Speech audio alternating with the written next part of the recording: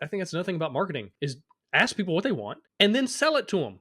Give them a good deal on it, right? Yeah. It just makes sense. I guess the important thing is it needs to be very easy to understand. Just as a customer, whatever it is that you make has to be easy to understand. Why? Because confused people don't buy anything. If you have no money, then you can still find a way to demonstrate your product. Just take a picture with your iPhone, do whatever you got to do. You're not trying to get everyone. You're trying to appeal to like the right group of people that like are your hardcore fans. The better a case you can make for the thing that you're advocating for, that you're trying to sell, the more likely people are to buy. Good marketing opens loops and gets people to go,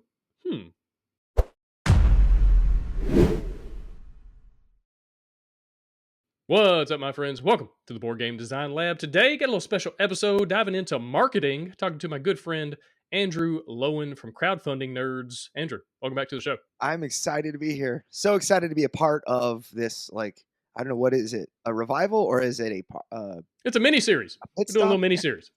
Okay, that's Yeah, I just awesome. wanted to do a few episodes with different people that I really enjoy talking to about topics that I feel like are kind of evergreen. And I wanted to do some updates. Last time you were on the show, we were actually talking about my failed campaign and the relaunch that I was planning. And so when was that? It was like 2023 sometime. Yeah. So it's been a minute. And I think I've run 15 crowdfunding campaigns since last we spoke. And I know Yes. you run quite a few as well through your company, both your crowdfunding nerds company and your publishing company. And so I just wanted to chat about marketing, where we're at. Now here we are, kind of early 2025. I know you've got this really cool marketing course you've been working on, so you've been doing a ton of figuring things out for that. And I just want to get your ideas and thoughts on kind of marketing, where it is today, but also marketing made simple. That's what I'm going to call this episode, Yeah. Marketing Made Simple. Because to your point, we were chatting the other day, you said, people actually know a lot more about marketing than they realize. And sometimes they just overcomplicate it. They make it more complex than it really is. So I'm excited to talk about that. But just give me an update in the last, I don't know, year and a half since we last spoke on the show.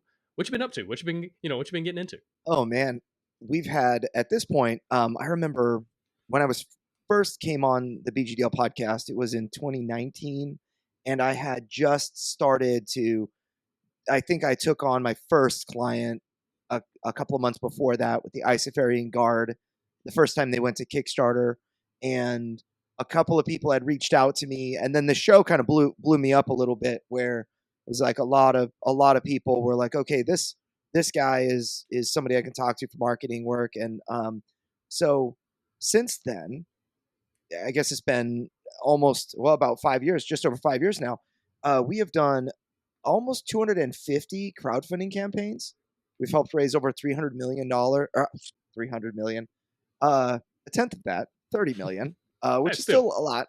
I don't know. I've been conflating two numbers. I did my numbers to figure out how much I've helped raise in crowdfunding, and it's over $30 million for almost 250 creators at this point. And our e-commerce numbers, because we help people market things before, during, and after crowdfunding, we've eclipsed $100 million for e-commerce sales for not just tabletop publishing, but that's a huge chunk of it. But we sell a lot of stuff, so it's like, holy cow, this has been a fun journey.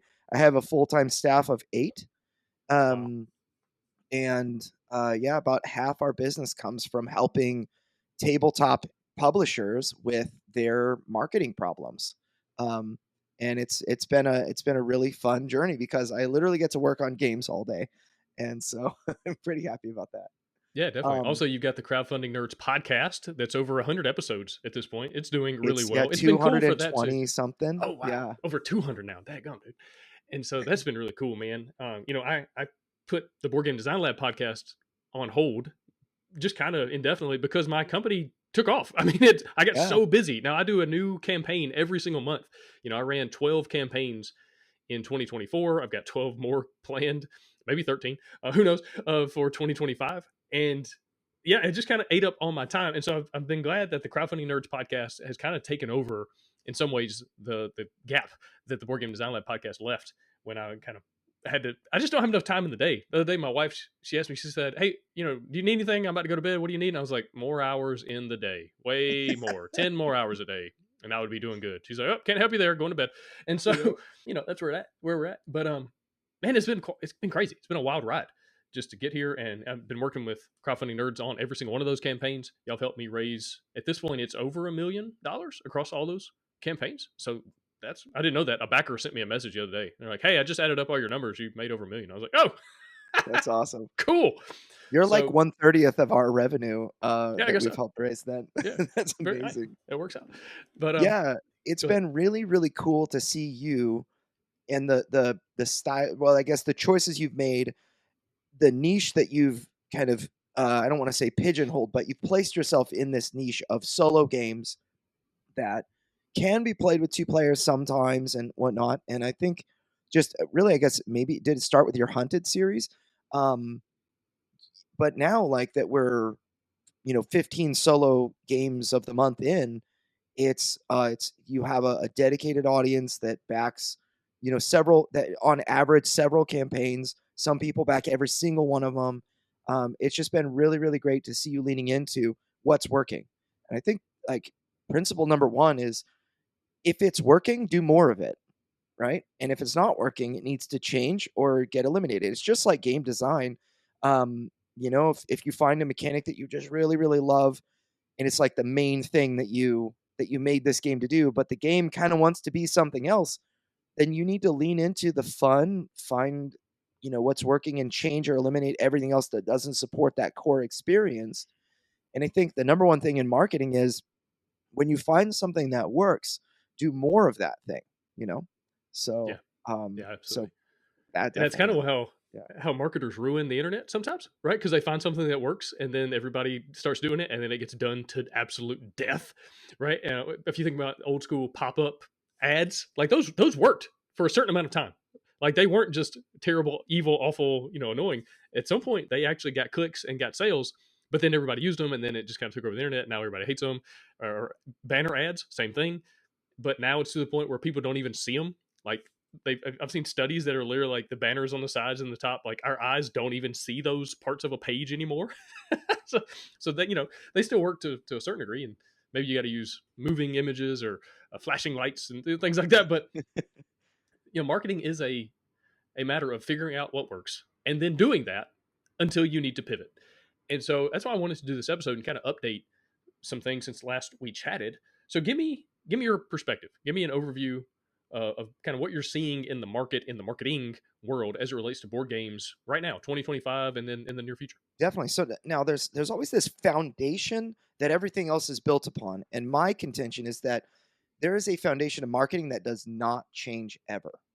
And that is why I can go as a professional marketer, I can go from one medium to the next and continue to find success. That's why, board games were sold a different way in 1990 than they were, than they are in 2025. But the same people are buying them, right? Just average everyday people are just finding different way, are just learning about board games in different ways, maybe getting them in different ways, being marketed to in different manner, but they're still whipping out the same credit card or paying for it in a very similar manner. Um, so the first fundamental principle of marketing is that people like to buy stuff. They just like to buy stuff. In particular, if I were to apply that to 2025, they people today like to buy experiences. So if you frame this in, if we were in like, I don't know, 1950, and I came to your house with a vacuum cleaner that I needed to sell, because that's what direct sales was like, the way to do it.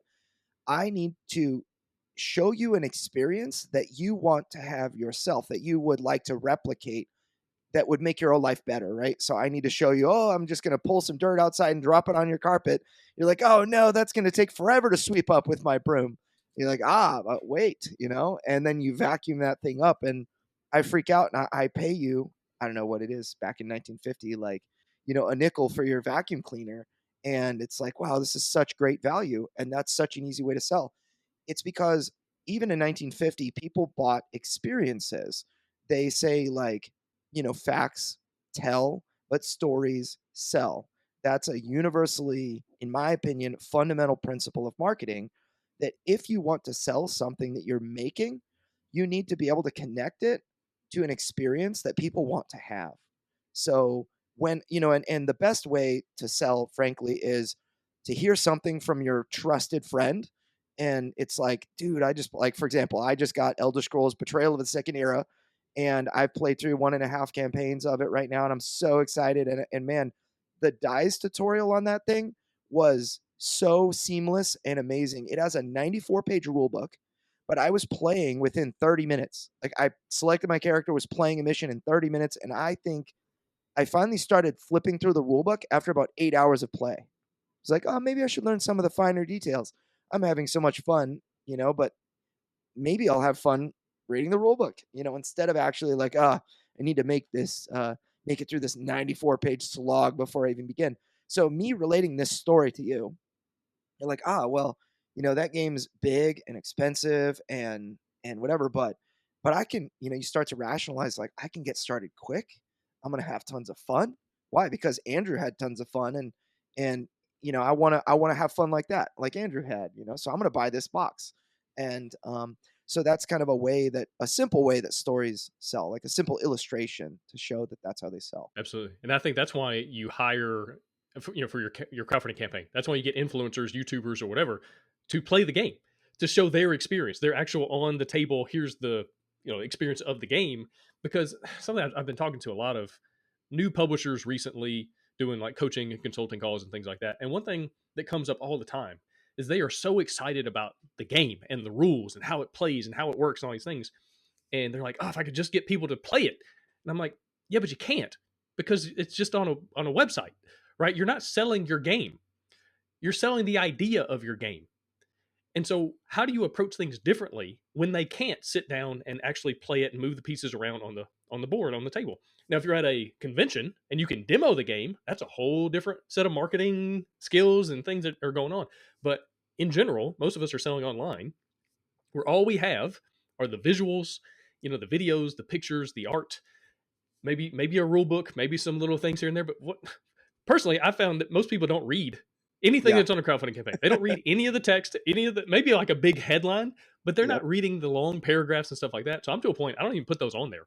Like, if you look at my campaign pages, it's visual. It is art and components and videos and a big picture that says, "Hey, click here for the rule book." So if Yep. people want to do that, they can. But I to the point, the text on my pages is like 2 to 3 sentences tops, and then maybe some little details about shipping, the finer nuances of like the businessy type of stuff, because some people want to know, as far as that kind of stuff goes. But in general, it's a visual medium, and so I think the more you lean into that, the more you can project the idea of your game. But then that gets into, how does the game look? Is it Uh-huh. attractive? Do Yep. the pictures on your page, are you taking nice photos or have nice digital or 3D renders? Because again, you're selling this idea of the game being fun. Oh, that experience looks fun for me and my gaming group, or me and my kid, or just me as a solo gamer. And so that's always the lens I'm looking through. So tell me your thoughts on that, and what are some ways that you think new publishers or publishers in general can really lean into the visuals and selling that experience, that idea. Yeah, that in fact that's my fundamental number 2, is everything is all about, so again, building on what works, people buy experiences. Fundamental number 2 that does not change. A good demonstration. In fact, the better that you can demonstrate your product, the easier it is going to be to sell it. So when we're talking about, like you were talking about demonstration, the best way to demonstrate is for you to come over to my house and play it on my table, because I am the human rule book and I will make sure that you have a good time, right? And if you don't, then I'll wrap up early, and make some iteration, make some changes, and then come back, and so that you'll want to come back again, right? But the idea is, like, if my game is finished, if everything is and beautiful and perfect and whatever, then the absolute best way to demonstrate is just to let you play, right? Now with the internet, I can't. It's not as easy to let you play. I mean, I have, like Deliverance game that I designed. We have it on Tabletop Simulator. We're just getting into Board Game Arena, and there are digital ways to play. Um, but before all of that, I just had a website that was like, this is what the game is like. and I'm trying to give people an understanding of what the game is like. And so, same thing, if you're at a convention or if you are just on the internet, you want to give the best possible demonstration you can to somebody so that they can understand what it, again, going back to that fundamental number one, what it feels like when I buy this. So I'll give you my email address because I'm interested in the thing, because you've shown me potential. Like there's potential there. Now, I'm talking in broad general terms on purpose because really because of this. The the more effective your demonstration, the better a case you can make for the thing that you're advocating for, that you're trying to sell, the more likely people are to buy. So, for example, I mentioned Chip Theory Games, Elder Scrolls Betrayal of the Second Era. I think it's probably the best produced game ever, just quality wise, and it's a very impressive specimen to look at and to open the box and all of that. And sometimes I feel like I'm just playing checkers while companies like that are just smashing it. It's like, how am I ever going to get as big as that, right? But Chip Theory Games started small, too. I think their first campaign had like 100 backers. Oh wow. So it was like Hoplomachus. It really was, or maybe 250, something like that. They have more money and more knowledge than more experience and all of that, more people with individual skill sets, more hours in the day. You want to get more than 10 hours in the day, hire someone, right? But they have the means to be able to do things like that. So they're going to be able to play at a level that's higher than somebody who's like their very first game, or who's a fledgling, publishing company, and or even some veteran publishing companies just aren't quite there yet, right? So they're going to be able to convince more people. But there are many that when you show them something, sometimes it looks ugly. You can't convince them not to buy it. You've convinced them by the pictures. I remember the very first Deliverance website I had, I used a stock photo of like an old Gothic church, and I had no art of the game because I didn't have any art at all. And I still got email signups. Like I think I talked about on the very first podcast I ever joined, with you back in like 2019 or whatever, I talked about how I earned 1,100 email signups before spending anything on advertising because I felt like my game needed to justify its existence rather than me just paying money for ads and all of that. And it's something that you you'd be surprised at how little some people need to be convinced to give it a go. A paragraph of what your game is all about. Like you said, it's not common that people read that, but some people will. Some people will be like, all right, I'm interested enough. I clicked an ad. I heard about this somewhere. I saw it at a convention. I'm now on the website. So what is this game? They need facts. They need, it's a 1 to 5 player cooperative deck building adventure where you play scientists trying to stop a zombie alien invasion, and they're also pirates. So there you go. That's kind of what it is. So if you like all of that, then, or, like Agricola or Agricola, the zombie edition that just was announced, that's like, it's kind of combining two weird things. Well, that's a hook in itself, though. Like going back Feeding your to people is like a weird twist in. you're feeding them brains. I was saying my campaigns usually only have a few sentences now, but it's that what you're talking about. It's the hook. What is the hook of your game? Backers and potential customers, they don't need paragraphs of backstory and lore. That's cool for you. That was really cool when you came up with it. But they just want to know, is this going to be fun for me to play? And so, if you want to do Simpler you can updates, explain, I think, the yeah, better. exactly. And if you want to put that kind of information in updates, I found that to be kind of helpful because a Yeah. lot of people, they don't care about updates, but the super fans, they're going to read all of it and they're going to get really excited. But I found it better to not put all that information on the campaign page and just kind of clog it up with stuff that's not getting right to the heart of what you're trying to do, and put those backstories and lore and extra stuff in campaign updates along during the campaign and post campaign. It's good content to give to people, among other like businessy type shipping updates and stuff like that. And so, but the hook, back to your point, so Robomon, probably the best hook of a game that I have, and it's, hey, do you wish you could play Pokemon as a board game? That's it. Like that's the whole question. Like, okay, here you go. Here's the game. Or Yeah. working on it. We're in the home stretch right So now. it's like Sleeping Gods Pokemon Edition is what I think right, of it. right. And so that alone, gets people to ask questions. So I think that's another thing is good marketing opens loops and gets people to go, I want to know more. And they start asking, okay, well, how does that work?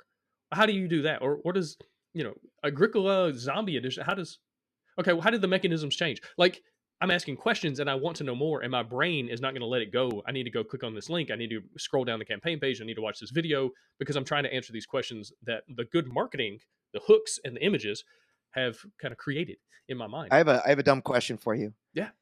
Have you ever tried to drink water from a waterfall? I Or don't, not intentionally. I think I got trapped in a waterfall once when I was like in the Grand Canyon, but and that's a whole different thing. That's a whole nother it's story. gnarly. But no, I was not definitely not trying to drink from it. But I think I see your So metaphor. so I the way that I kind of liken the content, so getting very specific to Kickstarter, GameFound, story pages. They call it the story, not the web page or whatever, right? It's the story. You tell people the story about your thing and they back pledges and whatnot, or they pledge. Um, I liken it to like this. Like you show me a picture of a waterfall, and then I'm like, oh, that looks like a beautiful place that I'd like to go. And then I go there and I next thing you do is like I need to just dip my toe in the water. It's like, ah, that well, the water's not too cold. It's crystal clear. It's like it's very beautiful. Before you know it, I'm trying to drink from the waterfall. I'm like, I wonder if I could get behind the waterfall. I wonder if there's like, Zola from Legend of Zelda or something like that. Zora's waterfall. Anyway, um, that's kind of how the progression goes in marketing. Like you were saying, you need a huge headline that is like the major message that you're giving that leads people to want to know more. Then you give them something else that just shows a little bit of maybe the gameplay, gives like a little splash, lets them dip their toe in and understand a little bit more. And then when they're ready, if I'm very interested in those things, I will read a dissertation of words about the thing. I'm like super interested in the story or whatever, I'm like Magic the Gathering. I never read flavor text, but I got bored one day, this is a long time ago now, but I got bored one day and just started reading. I think the set was Nemesis, and I started reading story text when a friend of mine got up to go to the bathroom or something like that. And then a couple of days later, I had read like all of the books that I could find on, in Magic the Gathering, the story. Um, so the idea is like, so what I always tell my clients, give me the hook of your game and what it is in 6 words or less. That's all you've got. The one that we used for Deliverance needs to totally summarize what it is, as well as why you would be interested in it, which is the Angelic Warfare board game. So that's only 5 words. The Angelic Warfare board game. It's what it is, and it's why you would be interested in it. So there's another one that I want to say it was Homeworld, the Homeworld campaign that we did from Modifius Entertainment. It was like fast-paced spaceship fleet battles or something like that. And that was like the big, just right up at the front, very bold, large letters, easy to understand. If I'm not interested in sci-fi, if I don't care about fleet battles or whatever, I'm out. But you're not trying to get everyone. You're trying to appeal to like the right group of people that like are your hardcore fans, right? So you don't want to try to water it down for everyone. But then after, so for me, my the hooks of Deliverance were the Angelic Warfare board game returns. We went to Kickstarter the first time, we did 300,000, and then went to Kickstarter last September. We did 505,000 with 3,400 backers or whatever, and we've already done another 163,000 in the pledge manager a couple of a couple of additional months. And it's the way that we started was tell me what it is and then show me what it is. So tell me what it is in as few words as humanly possible, and then immediately show me art and visual assets and the game laid out on a table. I think, or what the way we do is a 3D render, and this is very common. So I need to see the game like in like a snapshot of the game, like in a mid-game state. Show me what it looks like on the table that looks, in a way that is like attractive and interesting. Some people will do, will go like way far. In fact, the way that we did it the first time in Deliverance, I showed everybody like all the components in the entire box, and it was like miniatures in front and decks of cards and like map tiles and rule book and all this stuff, and it looked like you got a lot in the box. But I can't see how this is played the way that I laid it out.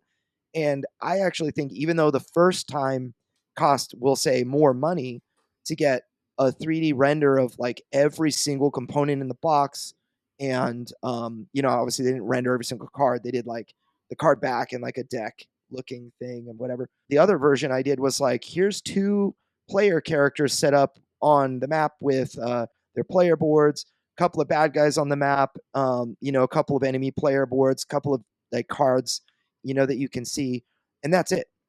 And it's so much more effective because what it's doing is it's accomplishing the purpose of the story, where it's actually showing me what it's like. It's demonstrating to me what the game is going to do. It's like, okay, this is a miniature kind of a skirmish war game of dudes on a map. Your angels slaying demons and protecting saints. That's what you're doing in Deliverance. So I actually showed that on the board, and more people backed the game. It was very, very, it's very eye opening when you do things right.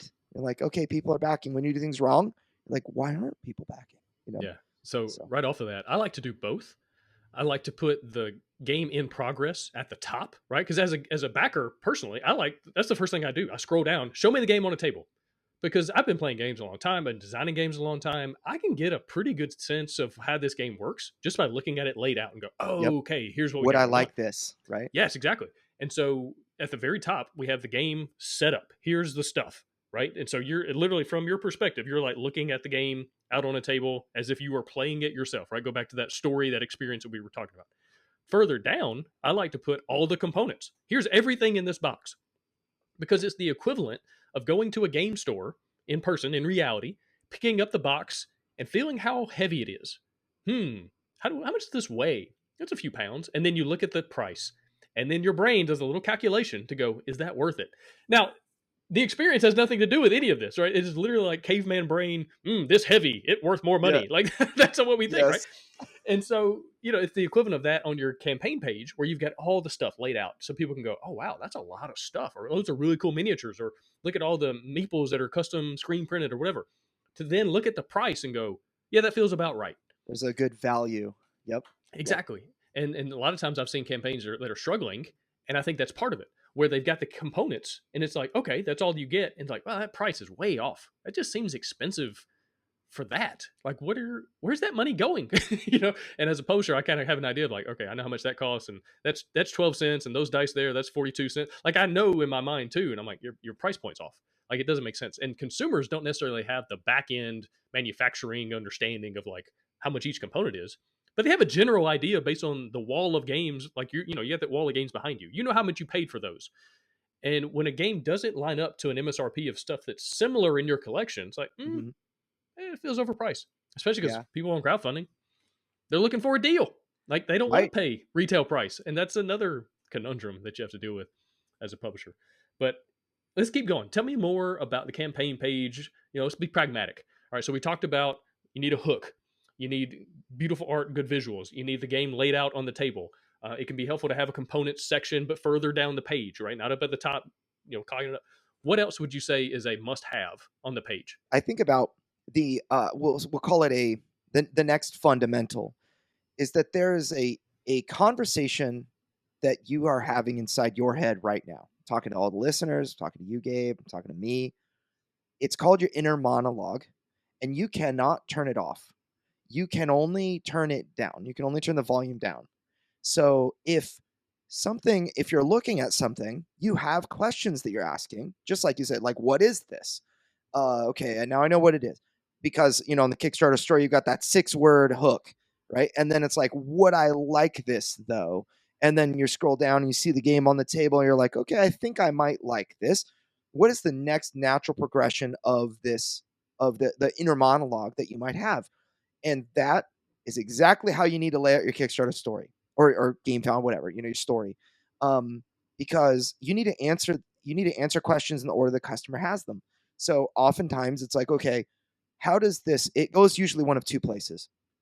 It goes into like, how does this game actually play? Like, show me a summary of like how this plays, or show me what components are there in the box, and I'm looking for the value. In my opinion, the summary of how the game plays should be the next thing. You shouldn't be giving people like tons of detail. You should be helping people understand like how it feels to play. Still like with that experience first. It's like, I'm not saying step one, draw 7 cards from a deck. I'm like, play cards from your hand to stop the zombie apocalypse. Thwart other adventurers that try to throw you out of the truck or whatever. I don't know, stuff like that. It's like, how does it feel thematically? And I think that's an important tie-in. The theme needs to be tied in at this point with the game mechanics. So, and then after that, it's like, okay, I am interested now in the theme. The gameplay looks good. What's the natural next step? They're usually one of two places that people go. So I want to see other people give this a go, because maybe, I don't know, Alex Radcliffe of Board Game Co. usually is, I agree with a lot of what he says, or, I don't know, Colin of Meet Me at the Table, or, whoever, Steve of One Stop Co-op Shop. You want to have reviewers that have hands-on with this experience, and they can say, I knew you said it was going to be like a pirate zombie whatever game, and it really feels like that. It's really great. It's like Dead of Winter on a pirate ship. Well, that's I mean, I'm making stuff up here, like just examples, but it's like a high praise for a game like this, and it's going to make people say, okay, you've said it's good, but now because this other guy says so, I actually believe it's good. So now the last question is the value there? Like, for me, the offer is the last like key cornerstone. And conceptually, like fundamental, I guess the next fundamental, if you will, is the value has to be greater than the price. So if the value I'm receiving has to in my perception as a customer, I have to be getting greater value than the money I'm handing over. If it's break even, I'm probably not. I'm probably going to save it for a better deal, right? And so I don't know if you had any comments on what I shared. Yeah. So a couple things that stuck out, and we'll jump right back to what you're saying, is whenever I'm pitching a game or I'm talking to other people who are wanting to pitch, one of the first things I tell people is make sure the publisher knows right as you sit down. Okay, here's the name of the game. Here's the hook. Then, who am I? How do I win? That's what they want to know. Answer those questions. Who am I in this game? And how do I win this game? So when you're pitching to backers, it's the same thing. Make sure they are aware who they are in the world. You are an adventurer. You are a zombie slaying, badass. Like whatever it is, how do you win? You kill all the zombies. Okay, now I have a frame. Now I have a context for everything else you're going to tell me as far as about the game's theme and the mechanisms and the experience and how it all works, because I'm a zombie killing guy driving a truck, apparently. People trying to throw me out of your truck. I don't know. That's cool. We're designing a really cool game here, by the way. Someone please design this, put it on Kickstarter. I don't know where the pirate ship fits in, but it does. We'll make it work. But but everything else makes sense now because you told me the context. Who am I and how do I win? And then going back to the whole time and money into this equation, is the value there? Again, it gets back to my fun engine concept, right? A game is a fun engine. And in general, I really typically only talk about time. The more time you put in, the more fun has to come out the other end. And if that ratio is off, then it's not a good game, right? If Jenga lasted an hour, it would be a terrible game. But because it lasts 5 minutes, it's really, really fun because the time to fun ratio is right. Well, money is also in that equation when you're talking about crowdfunding. And people are, again, it's perception. It's not even reality. You are projecting an idea, an experience, and they're looking at the page and the rewards and the videos, all this kind of stuff. And in their mind, they're making a calculation of, okay, it's going to cost me this amount of money. It's going to take this amount of time. I have to wait on the game. Allegedly, they say a year. That's probably going to be longer. Yeah. Like everybody, that's why my campaigns, the game is basically done when you see it, right? The art is done. The graphic design is done. Everything's done except for production and shipping, because I got so frustrated with myself taking forever. Robomon is taking me forever, and there's a long list of reasons why that is. And anyway, it's going to be worth it in the end, I promise. But people are calculating that too. It's not just time to play the game, like 45 minutes. It's also, I got to wait 6 months. I got to wait a year. I got to wait 18 months.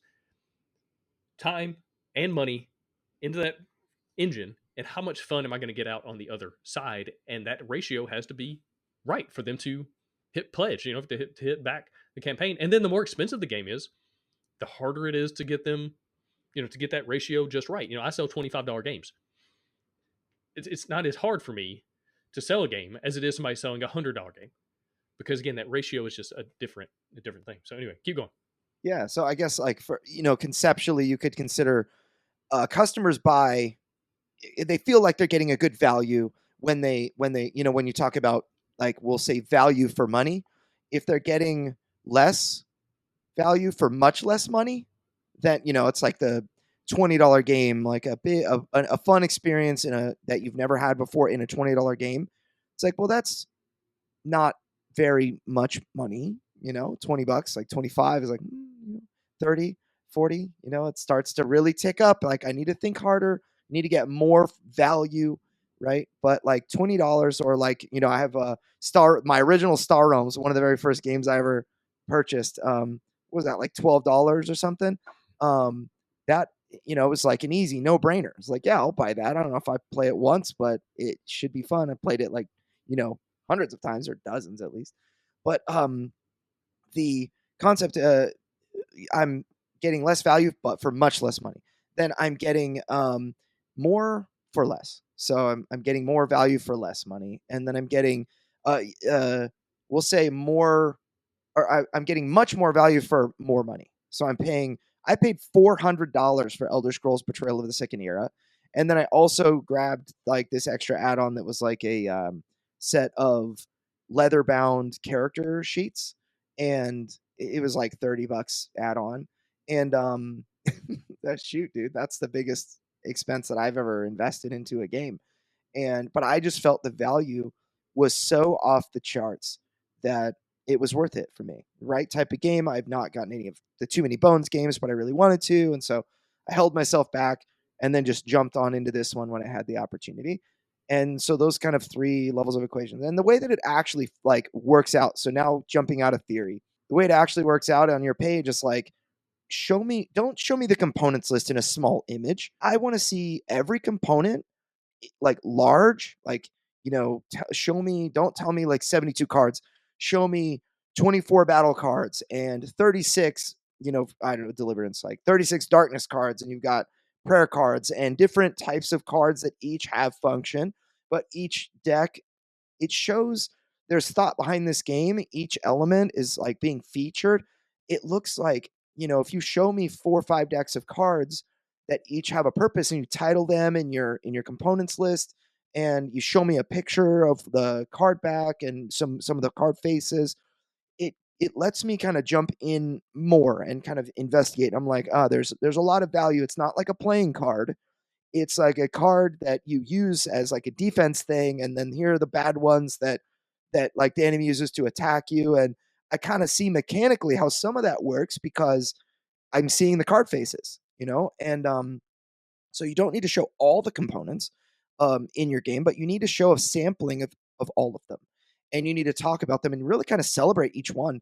And the better you do that with your components, it might be like a scrolling long list of things, depending on how big your game is, but it's going to build a lot of value. So by the time they see the price, they're like, but look at what all I get. Right.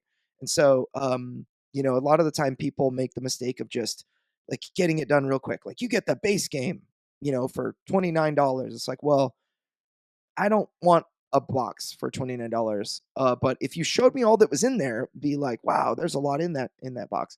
That's kind of part of the way customers do that thing. And then, another very practical tip is make sure that your shipping price is subsidized. So if you have a, $25 game, and your shipping for that thing is I don't know, $14, you actually have a $29 game with $10 shipping.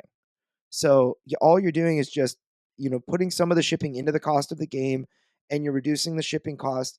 And it looks like a great, value, instead of saying, oh, I'm paying so much for shipping. It's like I'm, paying, the ratio seems good. So for me, It's like 4 to 1.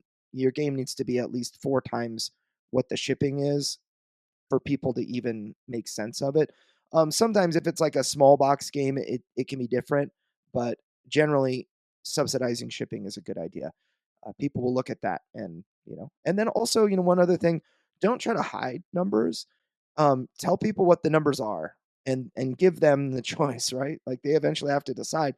But if you've done such a good job building the value, building the experience, and sharing what it is, people will pay. They'll pay. Yeah, So absolutely. There's no shortage of people who want to buy great games and great mhm, experiences. Like yeah, it just is what it is, and will continue to be so. I know there's a lot of fear around economies around the world, and things are kind of weird right now. And 2025 has been an odd year. People are still going to buy games because they they're still still gonna want, buy stuff. Yep. yeah, they still want those experiences. Now, will it be less? Yeah, probably. But I feel like the companies that really continue to figure it out as far as how to put their best foot out forward, right? Their best games out into the world and say, hey, here's some really cool experiences, not just shotgun blasting everything, but like saying, here's an excellent game. I think you'll like it, and who market it well, those companies will continue to do well. And it's just the nature of business. I want to switch gears a little bit and talk about Facebook ads and just kind of ads in general, right? And what you're seeing, because the old school, I say old school, 15 minutes ago in the online marketing world, it was, you run a Facebook ad, you get people to click on that, it goes to a landing page, you've got, then you kind of sell them on the game, they give you their email address, and then you take that email address and now you're going to follow up with them over the course of, however many months leading up to your campaign, and then you'll launch and you'll send, the launch notification out to all those people on your email list, and hopefully a certain percentage of them will back. Is that still the formula? Has that formula changed? Do Facebook ads still work? What are your thoughts? Yeah, in fact, I have tested every single way that you can advertise. I just for our last Deliverance campaign, I spent like 50,000 on ads, just to test everything because as a publisher, I want to be. I mean, we made 500K. That's a good ratio of what I spent to what I earned, right?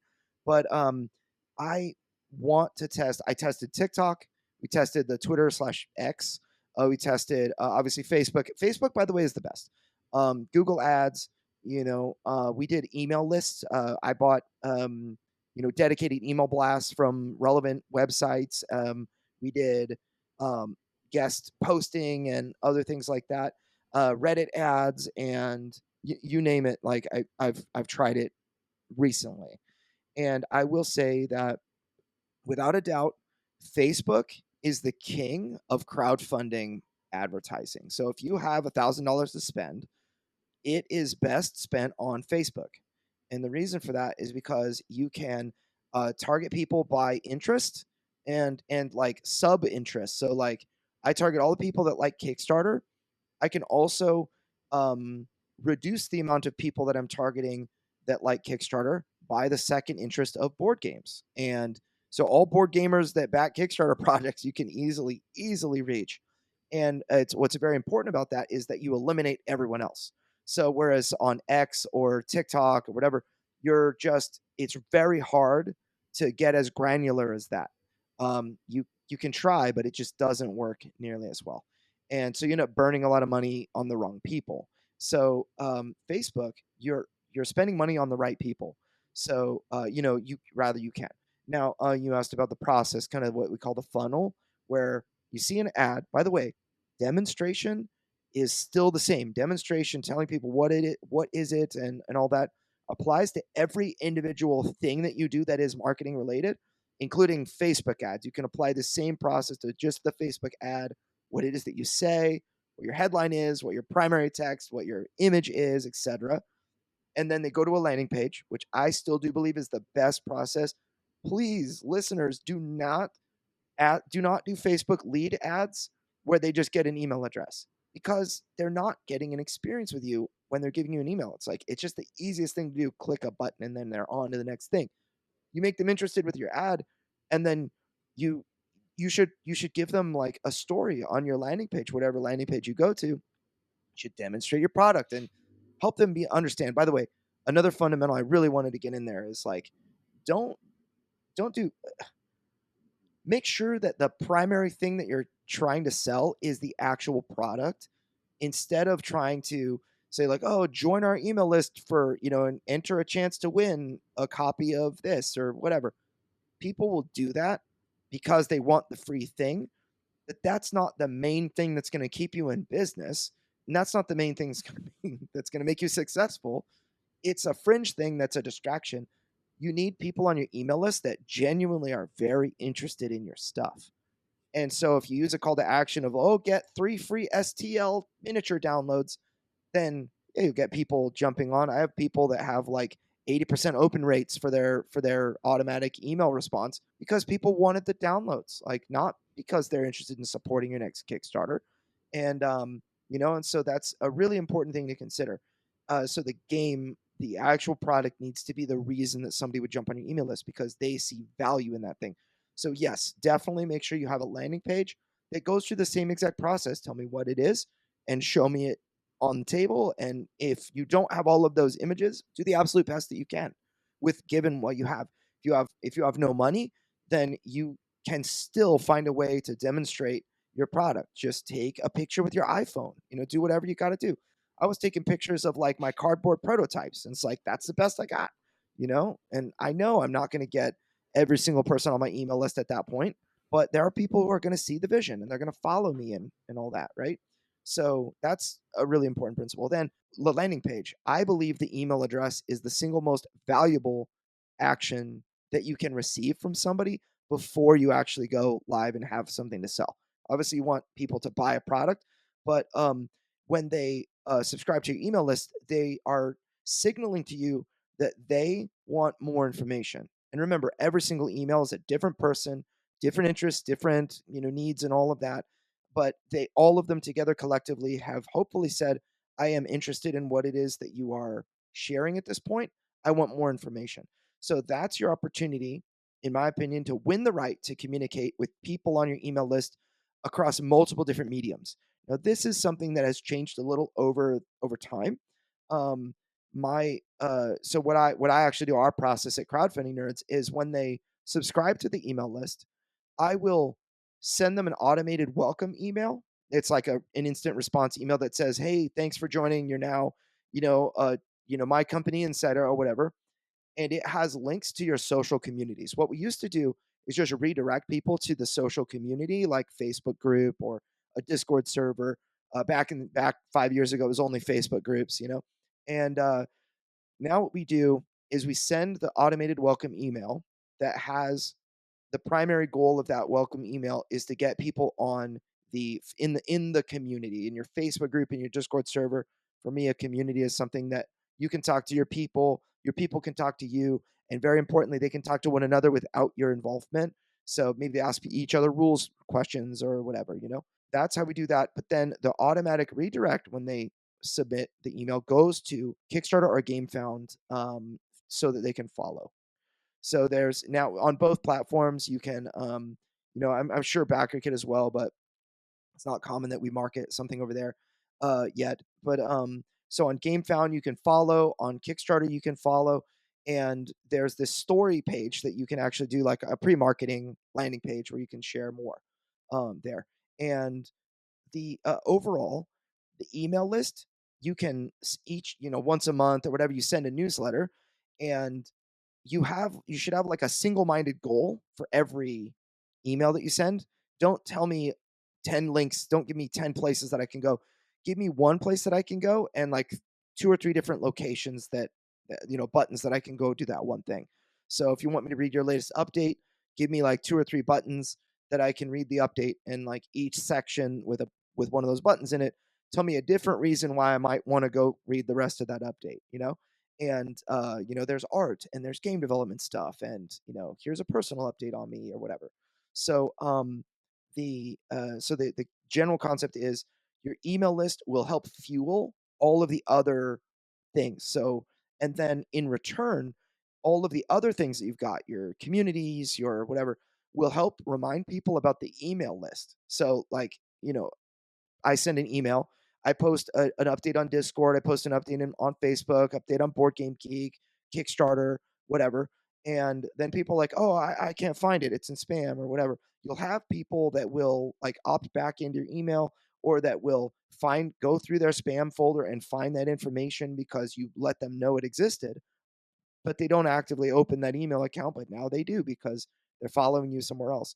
And then, of course, you can point people toward your, followers on your various, Kickstarter Game Found pages.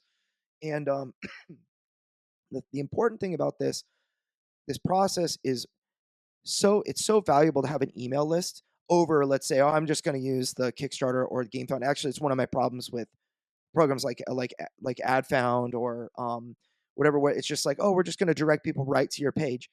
It's because you don't get the email. So like, what if they just don't back and don't, and they follow, but then they fall off and they didn't get into your ecosystem? Then there's just that's it. It's like a less valuable lead. Whereas like if you get them with the email and then right away you cross pollinate them into different groups, it's like totally, it's way better. So Also, just yeah. along those lines, me personally, I'm doing a campaign every month. Now, I wouldn't recommend anybody do that shenanigans because it's insane. But a lot of companies, they want to do more than one campaign a year, maybe two, maybe three. And so if you're just directing people to the campaign page, not capturing any way to contact them directly, then maybe this game isn't for them, but maybe the next one is. So it's the difference between, are you trying to sell a game or are you trying to build a company? And I'm trying to build a company. I'm trying to get people into the community of this solo game of the month concept. And yeah, this month's game might not be for you, but maybe next month or maybe 6 months from now, maybe that's the game you're like, oh, I need that one.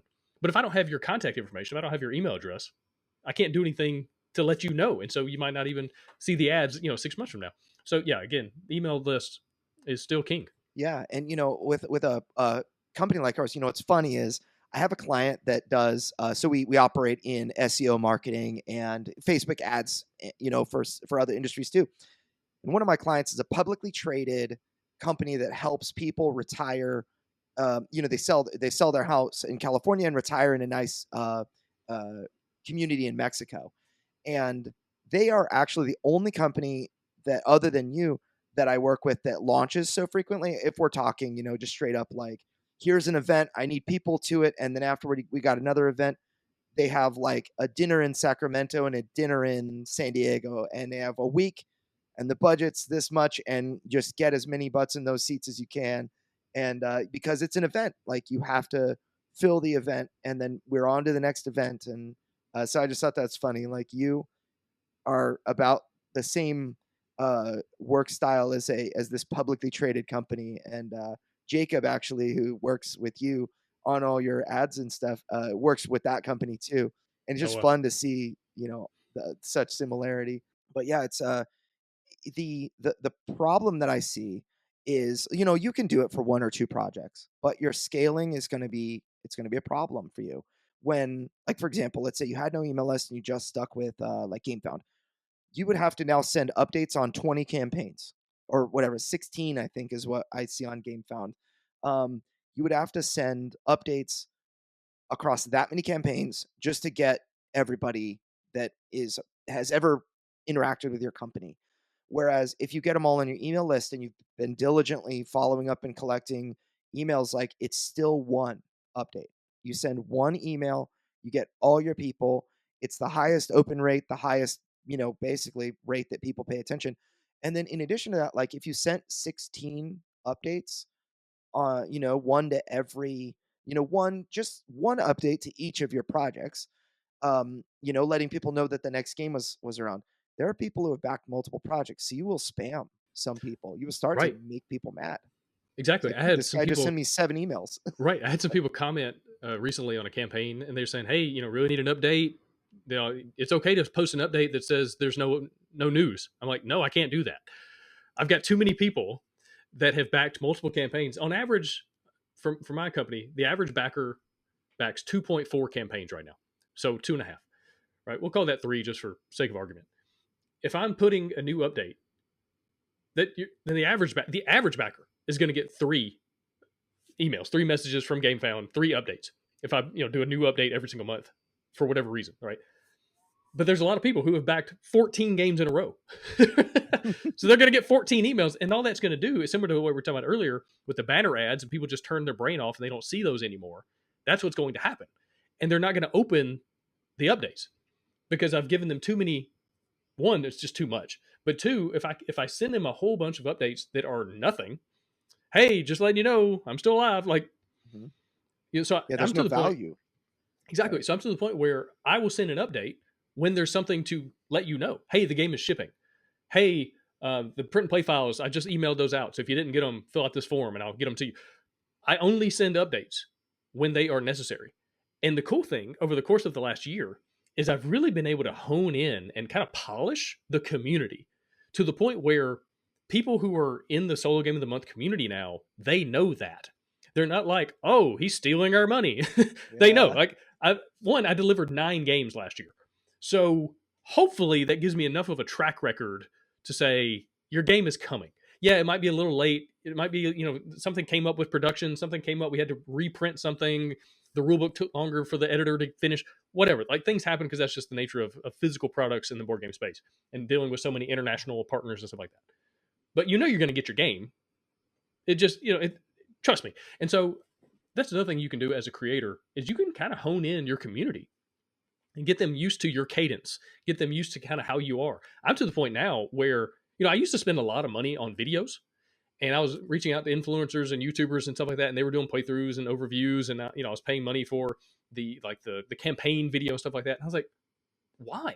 Why am I doing that? Why am I spending so much money every single month when I could do those things and I could build more of a connection with my backers in my community? So now I do the overview video, I do the how to play, I do the playthrough, and I've gotten decent at it, and I have fun with it, and I do the main video, and I don't do this like trailer. A lot of campaigns, Yep. it's like a It's movie trailer. a hype trailer. Yep. Yeah, and it's thousands of dollars. It's $5,000, $10,000 sometimes. People are paying for these really nice It's the entry point with 3D some creators. animation, Yeah. narrator, and that's awesome. And if you want to do that, go for it. But what I found is now that I've built a community, I can do a video that's just me sitting at a table holding the game. Right? I've got all right, here's literally just like, hey, here's the game. This is why it's fun. This is how it plays. This is why I'm bringing it to you this month. If you want to back it, love to have you on board. If not, I'll see you next month. Like it's literally just me talking to the community, almost like 101, just like, hey, here's the game. It doesn't have to have all the extra bells and whistles and fancy pretense or anything like that. And so I think you can do that in your email list. But again, you have to be able to connect. You have to be able to talk to people directly and give them your, a little bit of your personality and have some fun with it. But don't overthink it. And actually, let's get back to that idea. One thing we talked about at the very beginning of this episode was people know more about marketing than they think.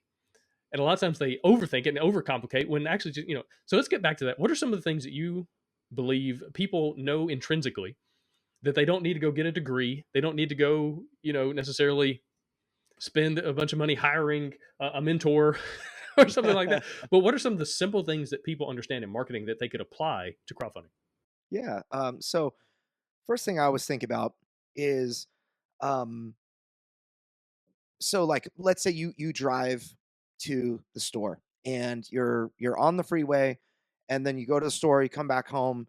How many advertisements do you think that you probably saw? Just, offhand. Say it's a 15-minute drive to the store and back. Well, for me, none, because my town is tiny. But like when I lived in Atlanta, yeah, there were tons of billboards, tons of ads on sides of buses, on Mhm. cabs and stuff like that. So I mean, I don't know, 50 The or something like that. Yeah, it's that's not an unrealistic number, but how many of those do you think you actually paid attention to? Maybe one if it was funny. Yeah. Yeah, right. And then maybe other times you would have never noticed it. Maybe out of 5 trips, one billboard you finally caught wind of, like, oh, Yeah, Chris Rock is going to be at this whatever event. there That's was cool. there was I can't remember which interstate. It was right through the heart of Atlanta. There was a Sunny Delight billboard. Right, this massive Sunny Delight, this orange juice type, this orange juice adjacent, this Timu orange juice drink, right? And it had the jug of Sunny Delight, and then the only text on it, it said, "Everyone wants the D." I was like, "That's funny." Now I saw that billboard Funny, like but not 6 years believable. ago, something like that. Something like it was. I think pre-COVID, I saw that billboard. It still sticks out in my mind. So that one I remember because it was funny, and I saw what they were doing there. But yeah, in general, they're forgettable. Chick-fil-A does a great job of being funny and having like the 3D cows that are hanging off the side of the billboard. So those companies are having to go the extra mile to just be noticed when most of them you just pass right by. Yeah. So as customers, I guess my original point is that customers, they block advertisements. They don't like to be sold, but they love to buy stuff, which seems like a conundrum. It's just that your job is to remember that. As a customer, what do you hate? Do you, when you go, like, I don't know, to Target, or Walmart doesn't really have employees that are on the floor nowadays. It feels like, when you're looking for someone, you can't find anybody. But whenever anybody at a store is like, "Hello, sir, can I help you?" Like, I went to Best Buy the other day. I had to get my phone worked on for something, and I was just like, "Oh no, no thanks. I'm just looking," right? Because I don't want you to sell me a printer. Get out of my face. If I want to buy a printer, I will know the printer, and I will ask you a question about that printer, right? Because I'm expecting that the person in the store is a salesperson that needs to make a commission, and all of those stereotypes are in my head, and so it comes out in a very polite way. So, no thanks, I'm just looking. But in actuality, there are other problems that I just haven't, spoken about. So think about yourself as a consumer and what you like and what you don't like. That's so important. If you can like take your sales, or rather take your publisher hat off and just put like a regular average human hat on and say, like, how would I perceive this if I was just, not me?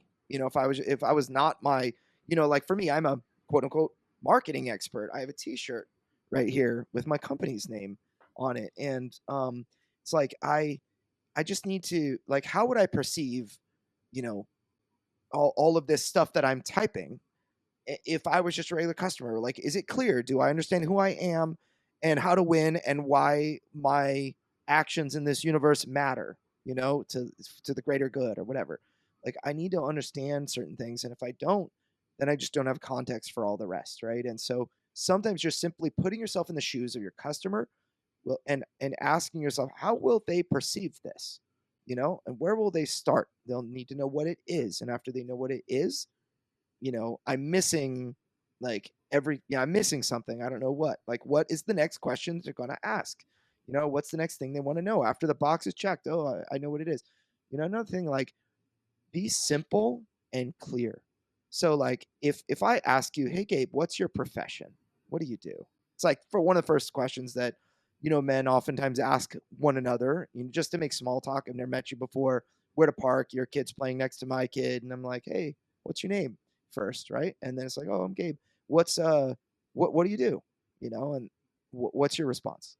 I say I run a publishing company because if I say a board game publishing company, people look at me like, "Do you make checkers or like Connect Four? Do Yeah, you sell Monopoly?" Most people right. aren't in the hobby side of this stuff, so I just say, "Hey, I run a publishing company." Which is great, because that's all I want to do is, like, mark I just want to, like, check a box. It's like, okay, publishing company. If I can understand it, it's like, all right, I can move on to the next thing. If you get too complicated, it's like, I'm just trying to put you in a box. Like, tell me you're a dentist. Don't tell me that you're a you operate on teeth and blah blah blah blah blah. It's like, dude, just tell me you're a dentist. Yeah, Um the funniest one I've ever and heard was someone said, "I kill old people for insurance money." I was like, "Oh, okay." it's I don't very know if he was interesting. joking. I assume, but I don't know. Who knows? That's curious. Um But the I guess the important thing is, it needs to be very easy to understand. Just as a customer, whatever it is that you make has to be easy to understand. Why? Because confused people don't buy anything. So if you write in a complicated manner, if you demonstrate in a complicated manner, if you share what it is that you're doing, and it takes more than two lines, you're gonna just lose people.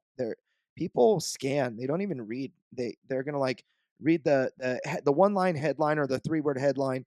They're going to read the first, like, half of the first sentence in the first paragraph, and then they're skipping to the next section. And if they can't, like, grok the I say grok, it's not I think Elon Musk named it after the concept, which is, if they can't intrinsically understand what it is that this thing is with, like, that quick scan, they're probably not going to buy it. So, you know, think about when you buy things. Another thing is, like, it just feels so complicated sometimes for everyday normal people, the medium of things. Like I have to build a landing page. I don't know how to do that. I have to, do Facebook ads. I don't know how to do that. Actually that kind of, we launched or we're launching actually courses in these spaces filled with like very concentrated, actionable information to help you do the things that you must if you plan on marketing stuff. Because bottom line is like, as a publisher, someone who's self-publishing, you are creating a business and you got to learn to do a lot of new things, a lot. And fulfillment is something that's very few people understand. It's like, oh, but I can kick that can down the road. But marketing, if you kick the can down the road and you launch a crowdfunding campaign without marketing, it's like you're, not going to succeed, or it's going to be a shade of what it could have been. Right. And so we developed 3 courses, one on the crowdfunding page, the actual way that it should be laid out, what makes a good offer, all sorts of things we talk about, like, how to like demonstrate the product in the best possible light specific to tabletop games. Then we did another course. We actually released this one 2 years ago originally, and it was awesome. People loved it. It was on Facebook ads, how to go from zero to funded on day one. We've since proven that case study over 200, over 150 times with first-time creators. We have helped over 150 first-time creators fund their projects on day one, which is pretty cool. And then we also released another one, which is email marketing for crowdfunding. So like, what do I write and how do I write it? And I spent like 2 hours of this 4-hour concentrated course on how to write a good subject line. It's the most important thing you can possibly do when you're email marketing. And we did like a workshop of, I took Terraforming Mars and I'm like, all right, let's go over like the 5 most common terrible subject lines that I see all the time, and how will we make those subject lines into good ones for this particular game. So I use that, and then I break out like what are great subject lines that I have written that had great results for me, and so on. So I think that An email without a good subject line is like a nice house or a mansion without a door. It's like it could be the best house in the world, but if you don't have a way to get in, then what are we doing? And so, yeah, subject line's the same thing. If you can't get somebody to click on the message to read the amazing update that you have, then you've kind of wasted everybody's time. Yeah, it's just your stuff's going to get filtered into the spam folder or just unread, or the promotions tab or whatever. Yeah, just scrolled. My wife has like 10,000 unread emails on her account. Like every time I see her phone and it's just got that little red circle with the number of unreads. I'm like, how is this humanly possible? Like this would make me lose my mind. But I feel like she's not alone. There's a lot of people that just like they don't even bother to click it to like let it mark. They don't even mark it as read. They just scroll on by. So yeah, our courses are really designed to kind of fill the gap between the knowledge gap, and to help people kind of connect the things that they already know, like for example, what makes their game awesome, with like how to express that in the medium of Facebook ads, how to put that on your Kickstarter page in a manner that actually will absorb through the crocodile brain into the neocortex, where people can reason and rationalize why they should actually buy this, right? People are very emotional creatures. They tend to buy on emotion and then justify with logic afterward. They're like, for me, $400 on a game, it's ridiculous. And then, but I'm like, well, but free shipping. It's like, yeah, dude, But they that's can like put going. $100 on. Well, Andrew, you've got like 14 kids, so going to the movies one time is about 400 Yeah. bucks. So it's like it's like going to the movies. Oh yeah. So it's it's funny, but I think that the biggest problem that I've seen, like we run our marketing agency. If you want to get our full service, it's like $3,000, and it goes up from there, and it's split over a number of months. But it's very expensive for a lot of people that are listening to this podcast, and the reality is they can't afford that. They might have $2,000 for every bit of marketing, including reviewers and prototypes and everything. So like, how are they going to afford a service like mine? You have to either hope, find somebody that like isn't a professional but says they can do it, and just throw all your chips in on them and hope that you get a good result. Spoiler, it's not usually a good result. um, or do it yourself. And that is where you get the best result, because nobody cares more than you do about your baby, right? About your project you've been working on. And so what I decided to do, we have our Crowdfunding Nerds podcast, like episode 225 at this point, or closing in on that. And that's all free content that we share everything that we do. We hold nothing back, and we just share everything for the purpose of helping people do it on their own. And like, we have lots of great clients that join us on there every once in a while. You've been on there a couple of times. It's been really fun. But that's something that I think really benefits people. But what about like everyone in the middle that needs some guidance, that is not willing to listen to 227 or 225 hours of content in order to get that? Like Kickstarter lessons on Jamie Stegmaier's blog, amazing resource, only like 450 lessons to read, and then you can get started. It's like, who has time to do all of this now? And so what we did was we created these courses that are highly concentrated pieces of, like, essential pieces of the puzzle that you can jump in. And normally they're $700. Our Facebook course, we actually raised from 600 to 700. We were selling it at 600 for the last 2 years. We had this really low deal when we first launched it. And our whole, actually, we're doing the same thing right now for like the month of March. We're bundling everything and selling it for $699 for all three courses, or $399 for a single course, and I think $599 for two of them. And yeah, I mean, we're basically just doing this, this podcast partially to just help people understand that way more about marketing than you think. You just have to put yourself in the place of the customer and figure out, make the connection between like demonstrating something and me wanting to buy the thing. If you do an effective demonstration, like, I will buy the thing. Like Billy Mays and OxyClean, or the ShamWow guy, or half the people that go to Shark Tank make me want to buy their thing because their demonstration is so effective. So how can you do that exact same thing on every little bit of thing that you touch that is marketing related? Anything that faces a customer, your Facebook ad, your email marketing, your landing page, your Facebook group, and what you post weekly or whatever. So these courses are just going to help you get there faster. Right. And they're excellent. You sent me the courses a while back to kind of check out and offer some feedback and give some ideas on. And so, I think they're excellent. I was already planning to do this little mini series of podcasts. Like, it's something I've wanted to do for a couple months now. Just kind of sit back down in the chair with the microphone and chat with some people that I really enjoy talking to. And it just kind of worked out timing wise that you were running this course, selling these courses. Like, oh, well, hey, let's just kind of roll that in together. And because I believe in you, your company, you've helped me out so much. And I love this Board Game Design Lab community. One thing I reached out to you about recently, and I think you thought was a pretty good idea, was offering free coaching on my part. I say free coaching on my part if you buy the course through the Board Game Design Lab link, and I'll put the link everywhere you can find links.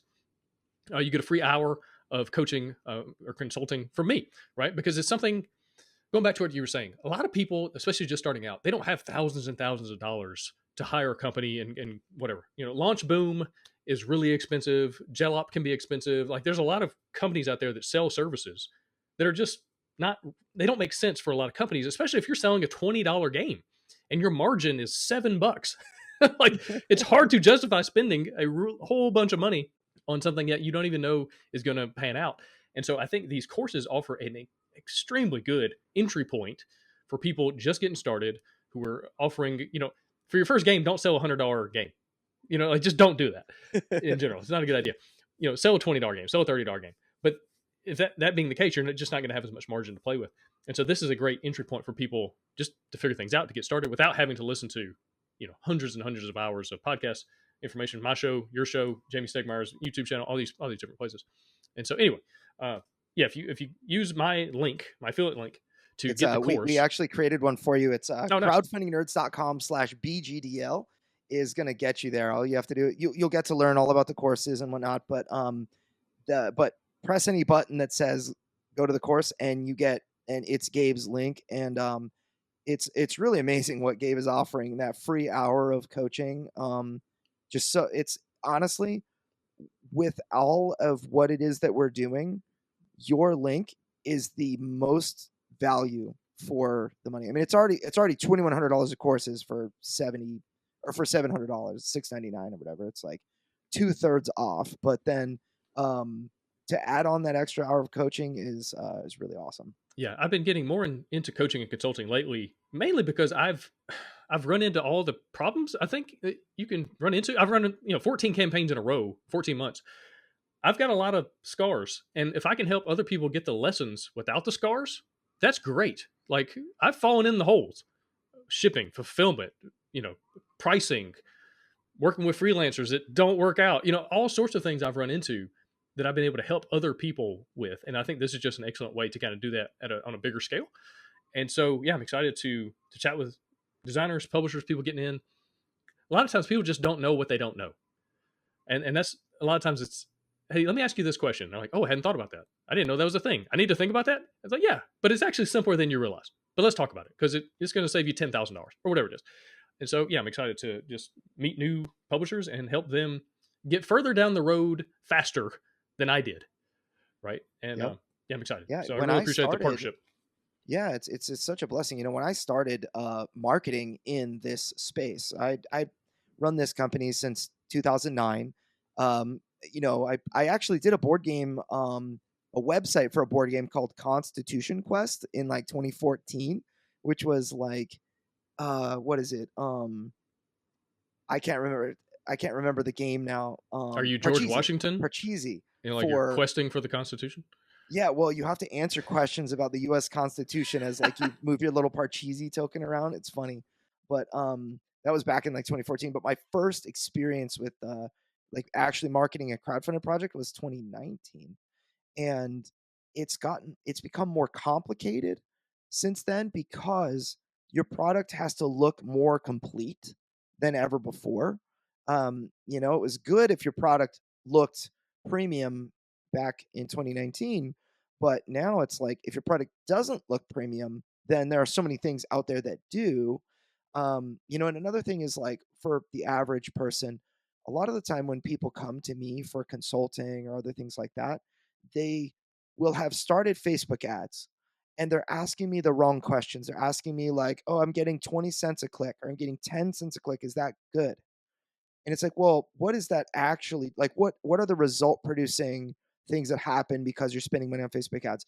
Are you getting more people on your email list that are interacting with your community that back your campaign?" Like for the most part, people can't make the connection between those things. And so that's one of the things that courses will help with is like they just, by the way, a lot of the time when people don't know what's actually happening with their marketing dollars, they or if they don't understand why sending a monthly email is going to be good for their long term, they stop doing it. So a lot of the time, people are like, "Oh, I'm going to do this on my own," and they spend $100 on Facebook, and they're like, "Well, I don't really know what that did for me. I hope 10 cents a click is good, but like, I don't want to just keep burning money," and so they shut it off. And I will help you spend your money in a way that will produce results for you that you can actively like track and measure. And I think that's one of the most important things. Just you know, like how do I know that I'm doing the right thing? Is a lot of the time what people will ask. In varying versions, whether it's marketing or like related to publishing in a different way, like logistics. Like, how do I know if what I'm doing is right? And you help people like crazy answer those questions in all sorts of areas. And I feel like sometimes we can be like, do you ever feel like a psychiatrist when you're talking to someone? Like, Oh yeah, yeah, yeah. you know, Because so much of business is like is emotional. People don't just buy things emotionally; they sell things emotionally too, right? And there's all sorts of psychological things happening on both sides. So yeah, definitely. it's funny. But yeah, so I hope that the launching of it's called our Crowdfunding Nerds Academy. We really want to like get further into coursework and just helping people help themselves. And so what we're planning is basically just this launch point. If people want to jump and grab all the courses or whatever, it's going to be the lowest price that it'll ever be. It'll have lifetime access to updates, by the way. So anything that we change, anything that gets like Facebook ads has changed several times over the years, and we've updated our course several times to make sure that you know how to find the Facebook pixel and install it, or whatever, if that, how to navigate the business manager, and see if your ads are working, where the buttons have changed, and all that. So our courses need to update, and so if you grab them, you get lifetime updates. Yeah, that's So great. And like I which said, probably changed. I've gone through them. They're excellent. I'm Yeah. excited for other people to go through them and get all the value out of them. Andrew, this has been great, man. Any kind of closing thoughts? Anything else that maybe we didn't dive into? Anything that comes to mind as far as marketing you want to leave listeners with? Man, well, I think the first thing is, we're going to be all advertising the Crowdfunding Nerds Academy everywhere. But if you're listening to this podcast, I'd really love you to grab it through Gabe's link, just to support what it is that you're doing. I think it's amazing. Just crowdfundingnerds.com/BGDL for like Board Game Design Lab. And I want to say, like, I'm so proud of you for how far you've come. Like, you've raised $1 million over the course of, like, whatever it is, 20 projects or 16 projects that have been exclusively, like, generally solo. And you're really kind of paving new territory. I don't know, paving. It's just really cool to see, and to get to, like, be like your marketing partner on that. It's been really fun. But just to see how you've grown and how you've made quick decisions. Your goal is to fail fast. You're like, I'm gonna figure it out and then, like, be done. And and you pivot quickly, which I think is really fantastic. So you're an excellent case study to watch. I think listeners that have been kind of wondering what Gabe's been up to. He's been a busy bee. Like, follow Gabe on, Best with One on Game Found, like, doing all your stuff. What do you got coming out? You have the So new Rome, the Rome yeah. Deluxe, and let me back up for a second. First of all, thank you. I appreciate that. But the cool thing about doing so many campaigns is I can experiment constantly. Hey, what if we do this? What if we change it to that? What if I didn't pay a bunch of YouTubers to do the videos? What if I did them myself? Okay, let's try that. Let's see if it works. Oh, look, I made more money and spent less money. Huh. Let's keep doing that. Let's try ads that do this. Let's try let's offer an add-on. Let's offer a neoprene playmat. Does that work? Okay, it did. Okay, let's. There's so many experiments that you're able to run because or I'm able to run because I'm doing so many campaigns. But every month's an adventure. I never really know going in. Okay, I have an idea this is going to go well. This month is Rome Deluxe Edition. So I did a game from Joe Kutful, a good friend of mine, and it's probably the best game I did last year, and it did really well, and people love it. And a lot of people said the best game of the year for solo games. It's like, cool. Let's do a reprint. I ran out of stock immediately. I think I sold out. I had extra copies and I sold those out in like 15 minutes. Yeah, It was nuts. I backed that one. I Yeah, I have it on my appreciate it. shelf. And so it's like, all right, let's do a reprint and let's deluxify. I had all these people asking for deluxe stuff, and it's like, okay, let's give people what they want. I think that's another thing about marketing is ask people what they want and then sell it to them. Give them a good deal on it, right? Yeah, It just makes sense, and then everybody's happy, right? I can pay my bills, and people get what they wanted and asked for. So I think it's another thing about marketing. Don't overthink it. Figure out what people want, typically by asking them. Again, it's good to have people on your email list. That way you can say, hey, I'm thinking about doing this. What do you think? And put out a survey, put out a poll, and let people give you their data, their information as far as like what they prefer. And then find a way to sell it to them at a good price. Like, I feel like that's just business.